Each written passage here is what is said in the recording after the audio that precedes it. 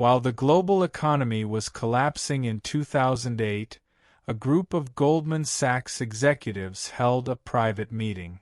The topic wasn't subprime loans or the housing bubble. The topic was something no one was talking about: China quietly beginning to sell U.S. Treasuries.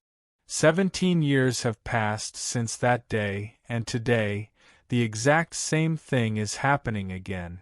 But this time it's much bigger, much faster, and much more dangerous. In April 2024, China sold $53 billion in U.S. Treasury bonds in a single month. This wasn't a normal market move. This was a calculated exit.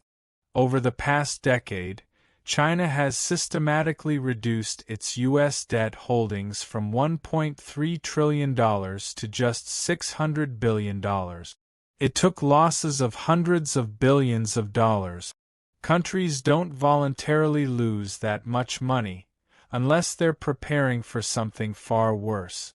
This wasn't a sale. This was an escape.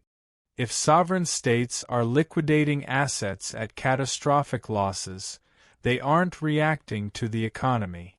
They're preparing for war, sanctions, or the collapse of the asset itself. And right now, the same pattern is reappearing. This wasn't luck. This wasn't coincidence.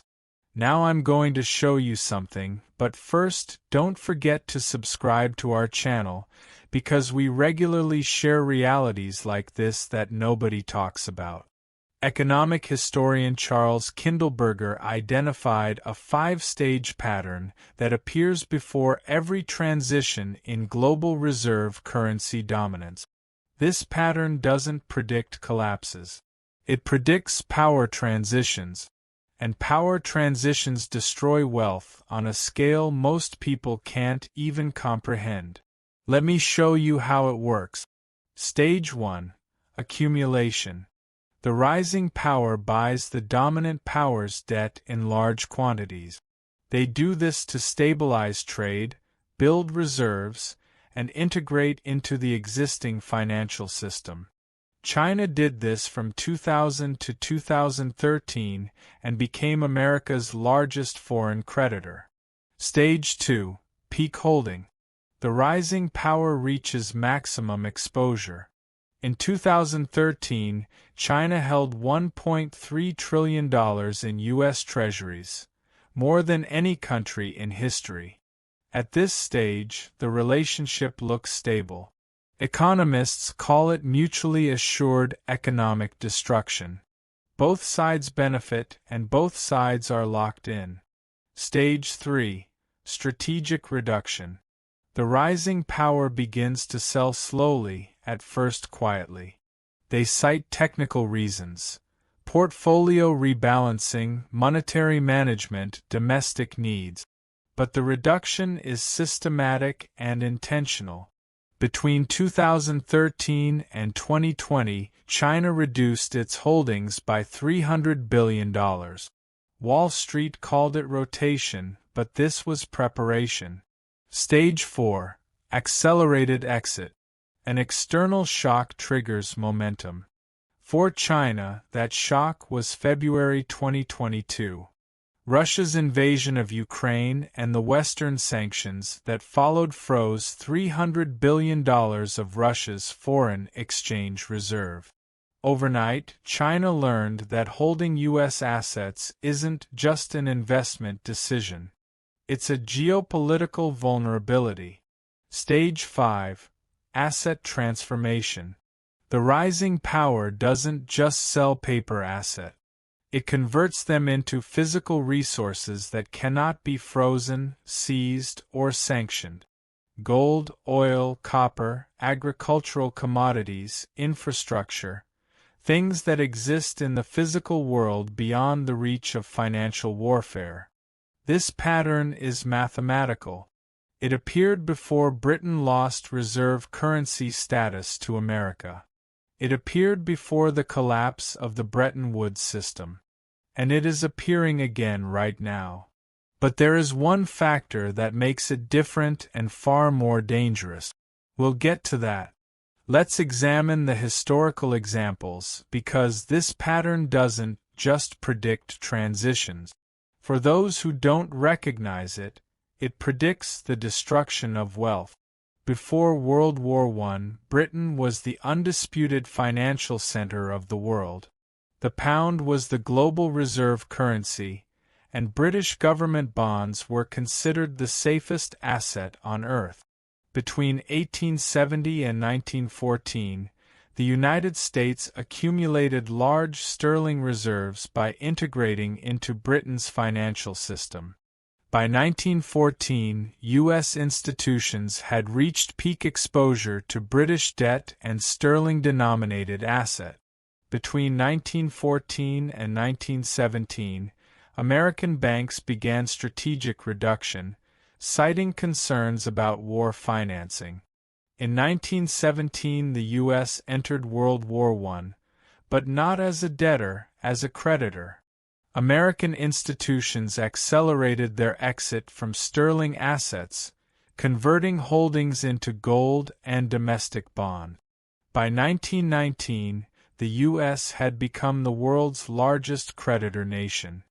Britain, drowning in war debt, was forced to maintain artificially high interest rates to attract capital. Economic pressure contributed to Britain's depression of the 1920s, while America experienced the Roaring Twenties. British bondholders who stayed in sterling assets lost 40% to 60% of their purchasing power over the next decade. The transition wasn't just financial.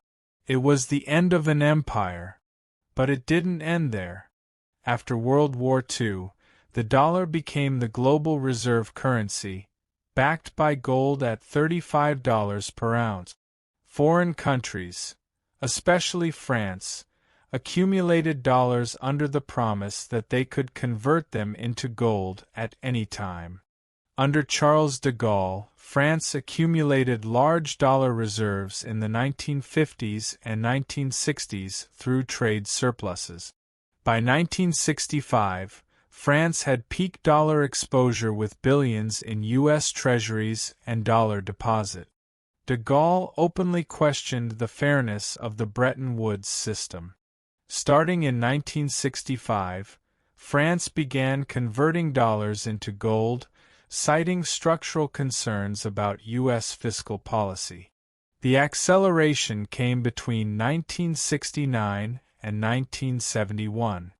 As U.S. inflation rose due to Vietnam War spending, multiple countries, France, Germany, Switzerland, rushed to convert dollars into gold. The U.S. gold stock at Fort Knox fell from 20,000 tons to under 8,000 tons. On August 15, 1971, President Nixon closed the gold window and ended dollar convertibility into gold. Countries holding dollars could no longer convert them. They were holding paper backed by nothing but trust. The dollar lost 30% of its value against major currencies within 2 years. Countries holding dollar reserves suffered major losses. Those who converted early, especially France, protected their wealth. The pattern reappeared in the 1990s. Before the 1997 Asian financial crisis, many Asian countries held reserves in dollar-denominated assets, especially U.S. Treasuries. Thailand, Indonesia, South Korea, and Malaysia accumulated dollar reserves through export-led growth. The crisis hit in July 1997. Currencies collapsed and the IMF imposed harsh conditions. But one country was watching and learning: China. After witnessing how dollar-based reserves could evaporate during a crisis, China began a systematic reserve diversification program. They didn't just accumulate dollars. They accumulated gold, strategic oil reserves, and control of supply chains for rare earth minerals. This is where China learned the lesson that would define its strategy for the next 25 years. Financial assets can be frozen or devalued. Physical assets cannot be frozen. Now let's fast forward to today. According to U.S. Treasury data, China's holdings of U.S. government debt fell from $1.3 trillion in 2013 to about $650 billion in 2024. That's a reduction of roughly $688 billion, the largest sustained reduction by any foreign creditor in history. But here's what makes it unique. China is selling at a loss. Between 2010 and 2013, China was buying treasuries when yields were at historic lows, with most bonds yielding under 2%. Today, with rates above 4%, those bonds are worth significantly less on the open market. Selling them means taking a 20% to 40% haircut, depending on maturity. Why would China accept those losses? February 24, 2022, Russia invaded Ukraine. Within weeks, the United States and the European Union froze over $300 billion of Russia's foreign exchange reserve. Russia, which had accumulated those reserves as insurance against sanctions, watched them get weaponized against it. According to geopolitical analyst Michael Pettis, the freezing of Russian reserves was the most important financial event of the decade, not because of the amount, but because it revealed that reserve assets are not neutral stores of value. They are geopolitical liabilities. China was paying attention. Within 3 months of the Russia sanctions, China's Treasury selling accelerated. Between March 2022 and December 2023, China liquidated over $200 billion in asset. They weren't moving into other Western asset. They were exiting the system entirely. And here's what nobody tells you. When China sells U.S. Treasuries, someone has to buy them. And increasingly, that someone reveals a dangerous pattern. Now here's where it gets disturbing. Every stage of this historical pattern exists today. But there is an additional factor that didn't exist in previous transitions: the forced absorption by U.S. allies. Let me show you the data. According to Treasury International Capital Reports, while China has reduced holdings by roughly $700 billion since 2013, three holders dramatically increased their treasury purchases. This is the Bagholder Alliance. The United Kingdom's holdings rose from $150 billion in 2013 to over $600 billion in 2024. But here's the problem. Britain's economy is smaller than China's. This isn't organic demand. Much of it represents Caribbean hedge funds, financial centers, and British territories being used to absorb China's sales. Belgium, a country with a $600 billion GDP, somehow holds over $330 billion in U.S. Treasuries. Belgium's holdings have tripled since 2013. Belgium isn't buying these bonds. Its role as a European financial clearing hub means it is used as a pass-through point to mask who is really absorbing supply. Japan has always been a major holder, but Japan's holdings have stayed artificially high around $1.1 trillion despite its own growing debt crisis. Japan pays over $600 billion a year on its own debt, roughly 20% of tax revenue. Yet it continues buying U.S. Treasuries at Washington's implicit request. This is the Bagholder Alliance. Allies forced to absorb the assets China is systematically exiting. And while China reduced Treasury holdings, it was in a historic accumulation frenzy of physical asset. According to the World Gold Council, China's official gold reserves have increased by over 300 tons since 2022. But that's just official reserves.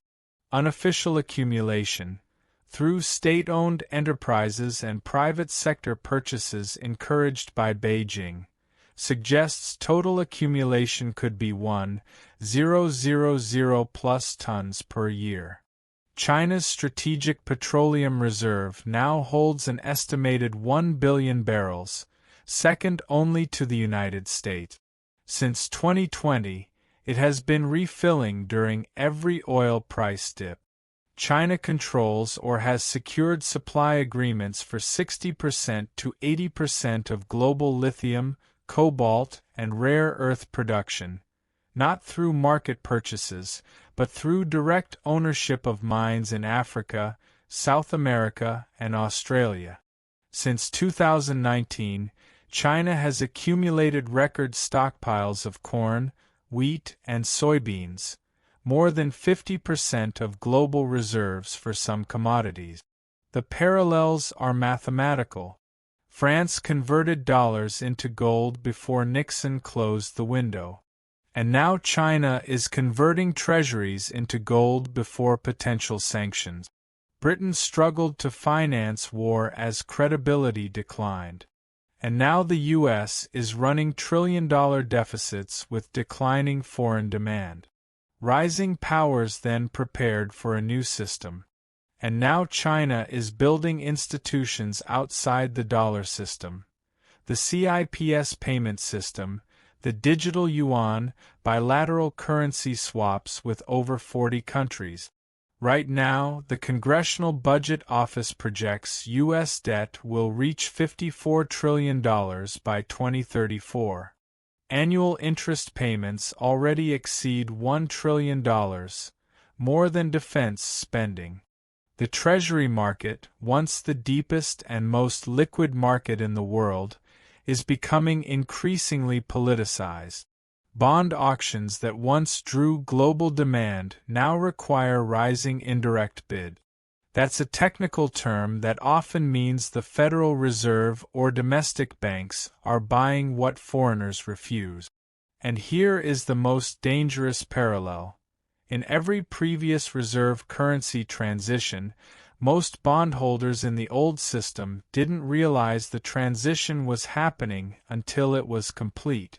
They weren't stupid. They were unprepared. So what's next? If history is our guide, we are in the final stages of this pattern. Stage 5 is fully underway. China is converting paper claims into physical assets at an accelerating pace.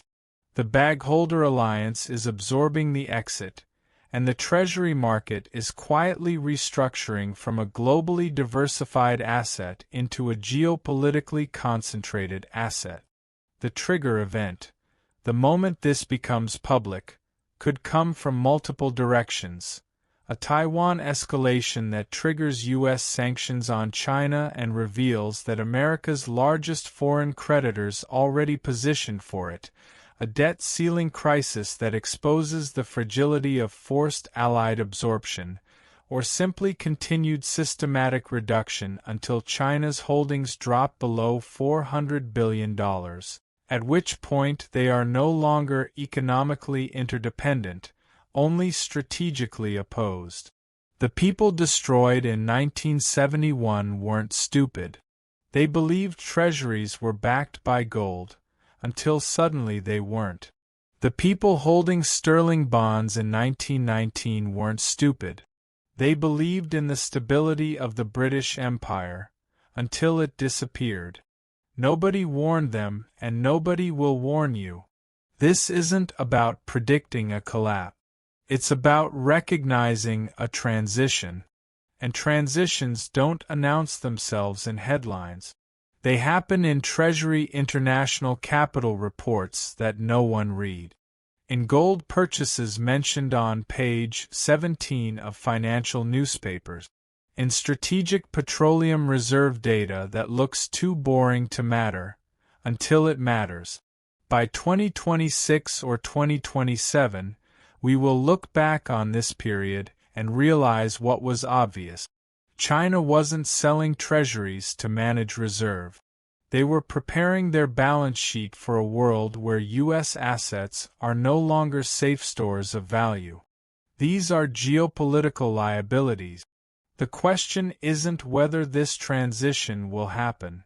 The question is whether you will recognize it before it completes. History never asks permission. It just repeats. Right now, don't forget to like this video, share your comment, and definitely subscribe to my channel, because you don't want to miss this kind of critical analysis. Watch my other videos on the channel too. There may be truths there that will surprise you.